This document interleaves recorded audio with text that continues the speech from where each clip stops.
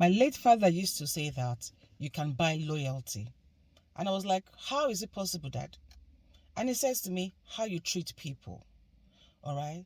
Now, these stories I'm going to share with you guys today are pretty sad, but they are the true life experiences of some people who are here in the UK working on a tier 2 visa. So what are these stories, Kes? I'll be sharing that with you in a minute. My name is Kesienaakwaraatie, a health and social care trainer. To all my returning subscribers, you guys are amazing. Thank you for being there all the time. And hey, to all my mentees out there, remember these guys, never you forget, and I will never, get tired of telling you all that you are so loved and appreciated. And hey, to all of you who have joined the membership platform, thank you for joining. And hey, if you're just watching this channel for the first time, hello there. What are you waiting for? Smash the subscribe button. Come on, join this awesome family, okay? And how do you do that? You smash the subscribe button, yeah? You give me a thumbs up by liking this video. And forget to click on that all-important notification bell.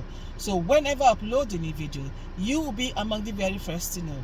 Freely connect with me on Instagram, TikTok, Twitter, Care by Kes, and I will see you there.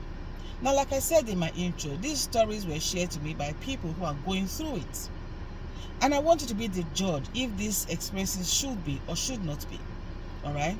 Now, some people, have come to the UK, or should I say some sponsors have employed, some people from overseas, brought them to the UK. Now, they have a house, they have an accommodation, brilliant. But guess what? They are putting them 2 in a room, depending on the size of the room, or 3 in a room. So they have a 3-bedroom house. They have 2 in a room, and the other 2 rooms, they got three people each. People who never knew themselves before. Now, that is not even it. They are charging £1,500 per person. So you have 3 people in a room. Each of them are bringing £1,500. And so I asked the question, so by the end of the day, when you have given your employer £1,500 for your rent and utilities, what is left? And they said to me, oh, we have £300 left. And I'm like, what? How do you feed and take care of yourselves, transport yourselves, send money back home on £300? And they were like, oh, back where we're coming from, the employer said that back where we're coming from, if you change that to the currency there, it's so much. And I'm like, excuse you? You don't live there. You live here in the UK. You earn in pounds and you spend in pounds. How does that make sense? So you do the calculation. You have a 3-bedroom house. You've got 8 people in it, and each one is giving you £1,500.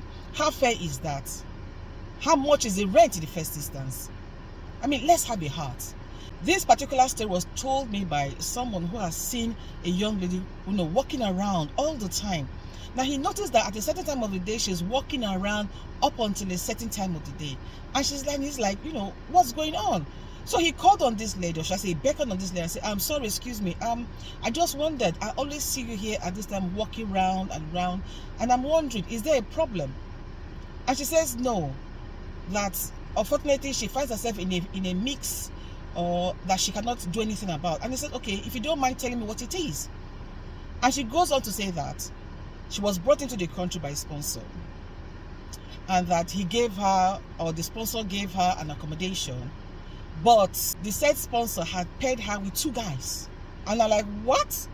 2 guys and a lady in one room? He says yes. And I said, how is it even possible? I mean, it doesn't even make sense. How can you put a lady and 2 gentlemen that she doesn't know from Adam in the same room? I mean, what does that mean? It does not make sense at all. And these people are not related. So he asked her, is that why you walk round and round until a certain time, then you go home? She said yes. And that by the time she gets home, the guys are asleep, and then she cannot do what she needs to do. Oh, come on, for goodness sakes. This is not fair at all. I mean, anything could happen. Anything could happen. 2 guys you don't know in the same room. That's not fair. Now, the next one I was told was that, this is somebody who I know, and she says to me, oh, her sponsor, said they could get cars, and that they'll have to pay X amount of money. And I'm saying, okay, so what did you do? Did you go to the dealer to ask how much the car was? And she says to me, yes, she did. And that the car from the dealer is not up to £5,000. But when she now asked her boss how much they will be paying instrumentally to get the car for themselves, so that they do her job.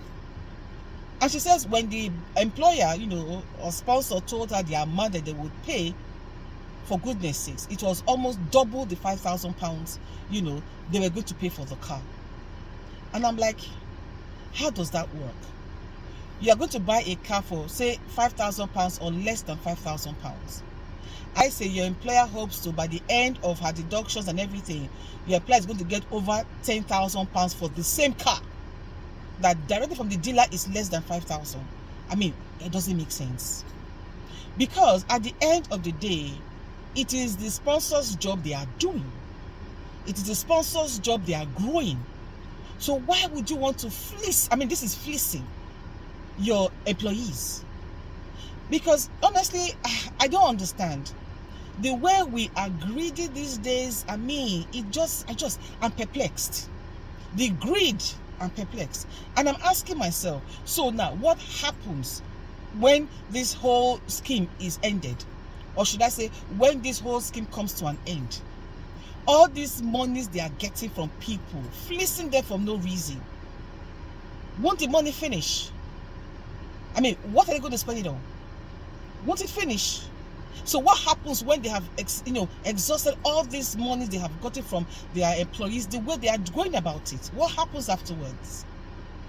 Now listen, I'm not trying to condemn anybody or judge anybody, but basically what I'm saying here is that I'm putting my hands together and I'm pleading to every single sponsor out there, please, let's do right.